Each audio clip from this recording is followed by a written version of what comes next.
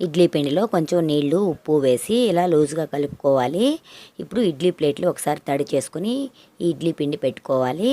ఇడ్లీ పాత్రలో నీళ్లు వేసుకొని ఇడ్లీ స్టాండ్ పెట్టేసుకొని 10 నుంచి 12 నిమిషాల పాటు ఉడికించుకుంటే మనకి ఇడ్లీ ఉడికిపోతుంది.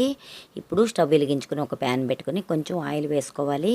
1 కప్పు పల్లీలు వేసుకుని 7-8 ఎండుమిర్చి కూడా వేసుకుని పల్లీలు పచ్చిమిర్చి బాగా వేయించుకుని స్టవ్ ఆపేసేసుకోవాలి. ఇప్పుడు ఇందులోకి కరివేపాకు, 1 కప్పు పుట్నాలు, కొంచెం చింతపండు, కొంచెం పుదీనా, కొత్తిమీర, కొన్ని పచ్చి కొబ్బరి ముక్కలు, 3 వెల్లుల్లి రెబ్బలు కూడా వేసేసుకొని మిక్సీ జార్లో వేసుకోవాలి.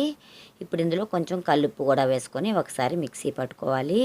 మిక్సీ పట్టుకుని ఈ పౌడర్లో కొంచెం నీళ్లు వేసుకొని ఇలా మెత్తని పేస్ట్ లాగా చేసుకోవాలి. ఇదంతా ఒక బౌల్లో వేసేసుకోవాలి.